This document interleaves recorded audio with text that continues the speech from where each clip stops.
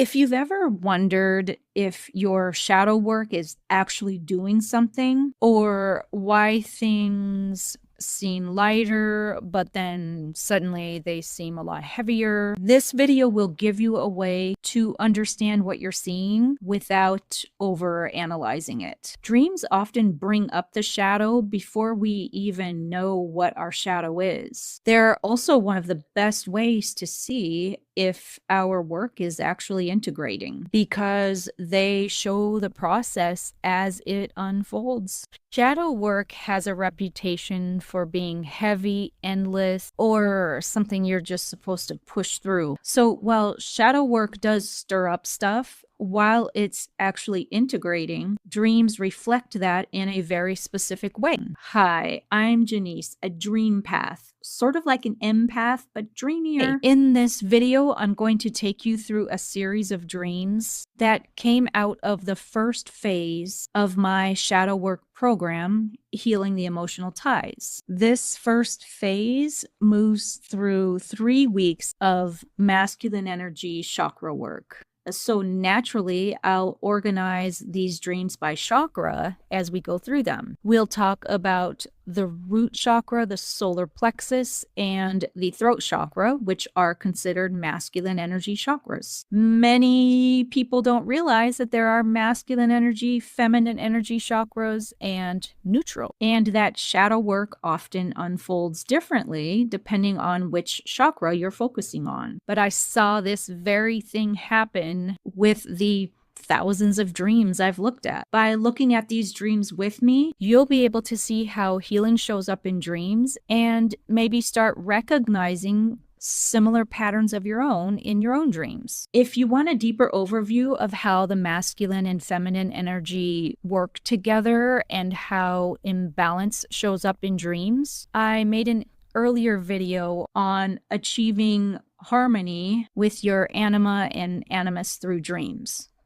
I'll link to that in the comments. So first, let's talk about root chakra dreams. What you might expect in these dreams are themes around grounding, stability, primal strength, safety, survival foundation, and maybe even the earth or elements. So as you listen to these root chakra dreams, try to see if you can notice where these themes are showing up. I should caveat that these are all my dreams, so you get a special ticket into the Janice Dream Show today. So one of my earlier dreams from this phase show the root chakra work clearly.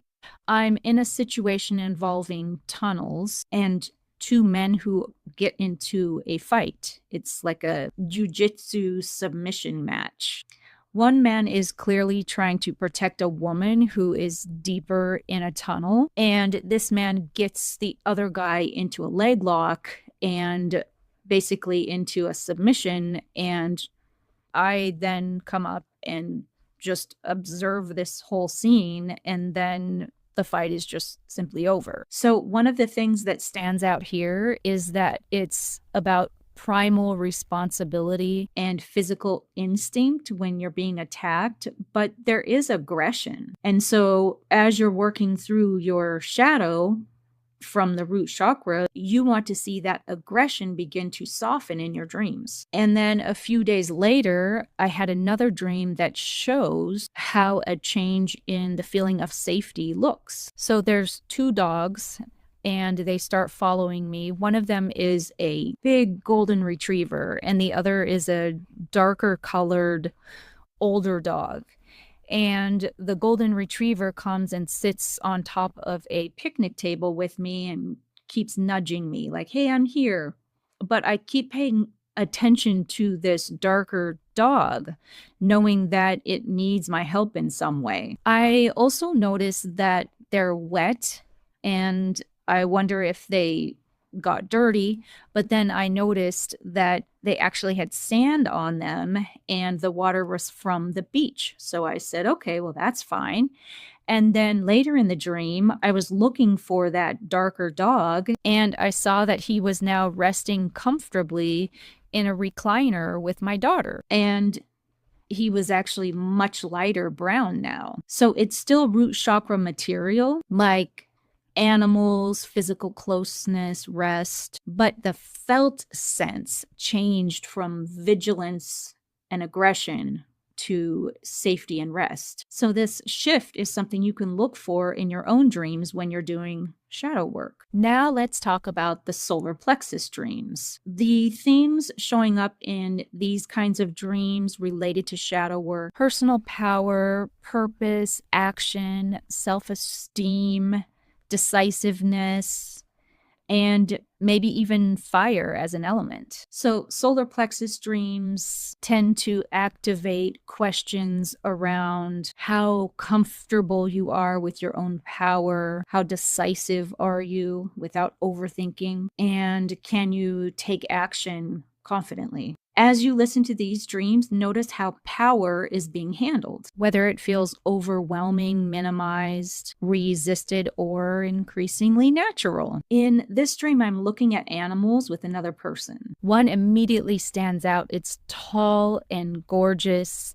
and I'm thinking it's a giraffe. But when it rises, it's not a giraffe at all. It's a wildcat, a huge wildcat. It's either threatened by me or I'm feeling the threat that this wildcat gives off. And so I signal to the other person to go ahead, and I'm going to stand here and deal with this. When it comes at me, I'm aware that it's extremely powerful and I could be overpowered very quickly, but I don't step away. I find a place where I can leverage the strength of the structures around me, and I do struggle in this battle, and then the dream ends. What you might want to note about this dream is that the power struggle here isn't really about me struggling with something external to me. This massive animal reflects how I see myself. Is it okay to be big and bold? How does my presence show up? Am I embodying my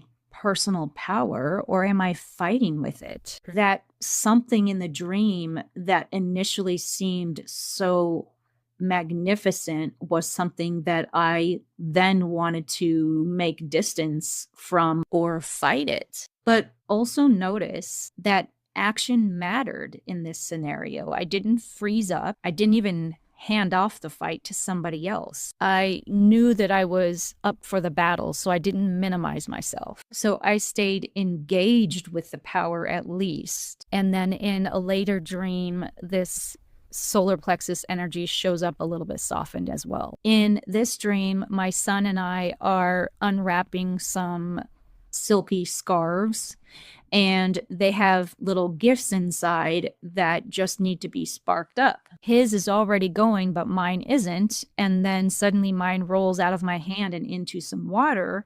And I'm thinking, well, this will never spark now. But my son just takes it from me without hesitation, with full confidence, and says, oh, I'll get it going, don't worry. So can you see how the tone shifted in this dream? The power wasn't met with struggle. It showed up as confidence and trust. And here's the newest solar plexus dream that I had in this series, and it speaks directly to self-esteem. I'm at a gathering with this man from many years ago, and he sort of represents for me someone who admired me, but at that time, I had such low self-esteem about myself that I didn't think that I even deserved such a nice person to be in my life. And I showed up at this event, and he was packing up to leave and just sort of looking discouraged. But I encouraged him to stay there and to find other places within this event where it was a little more adventurous or something that he liked more. An interesting side note to this dream is that I was also carrying this little white container with a green praying mantis, but at first it showed up as a little sprout, like a little plant. And as I carried this around and showed it to people and talked about it, it started growing and turned out to be a beautiful green praying mantis. And people were responding very positively to this beauty that I was bringing from room to room. So you can see how the dream was working on my self-worth and agency, like showing up confidently when there once was doubt. So now let's talk about the throat chakra dreams. Look for dreams about authentic expression, communication, hearing, written or spoken word, and even the element of ether or sound. So as you listen, notice for themes around the mouth, the voice, hearing, language, translation or explanations, and whether expression feels strained or clear. One of the most obvious throat chakra dreams that I had in this series goes like this. I'm with my husband and I noticed that one of his friends is just there dead. And so I pick him up and sort of hold him above my head and I'm carrying him around. And I asked, how does his mouth look? And my husband said, oh, no, it looks terrible. He died from mouth cancer.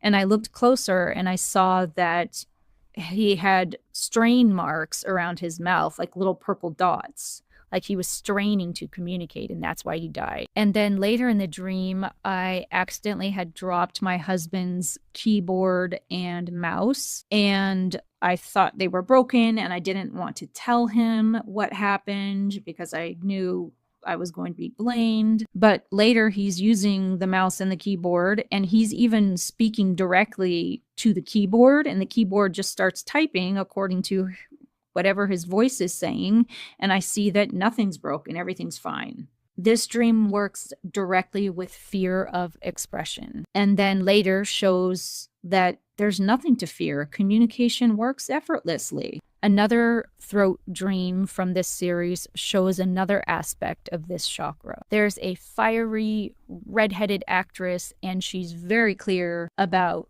who she is and what she will or will not do. She doesn't explain herself much. She isn't harsh. She's simply direct. So it's showing clear communication without over-explaining, which is a common sign of the throat chakra integration.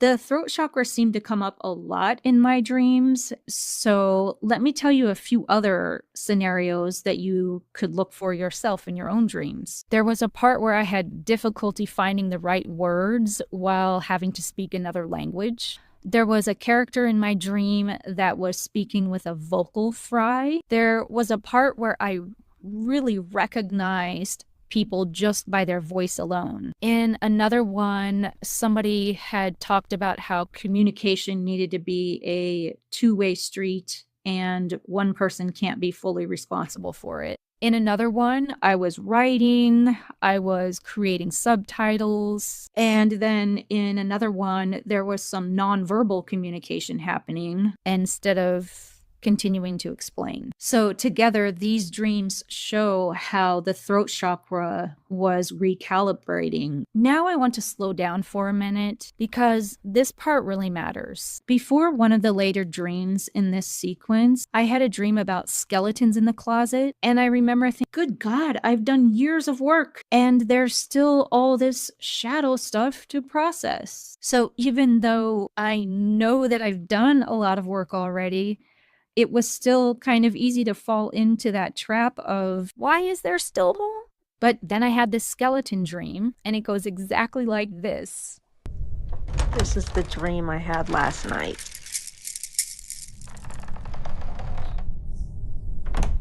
So I open a large closet and it's full of skeletons, but instead of being frightening, they're being silly. They're making exaggerated woo sounds and clearly just trying to make me laugh. And then I just simply close the closet door. This dream wasn't pointing to unresolved trauma that needed a lot more digging. It was telling me that I didn't need to take the skeletons in the closet so seriously. I mean, there was no more meat on the bones. Nothing active, nothing dangerous, nothing that required immediate concern. Yes, there's a past, there's skeletons in the closet, just like everybody else, but it doesn't need to be excavated or fought with. The charge is gone. I can relax. So just know that even though we're engaging in shadow work, it doesn't mean that we need to keep going really, really deep.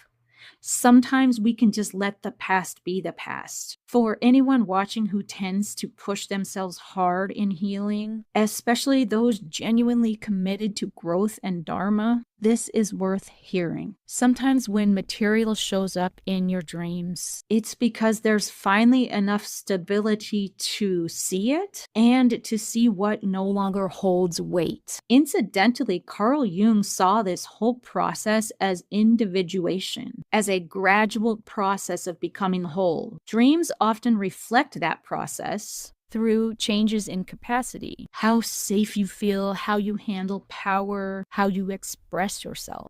And when you track those changes over time, especially using a dream journal, dreams aren't so mysterious anymore, and you realize how valuable and informative they are. Once again, thanks for dreaming with me. I'll see you soon.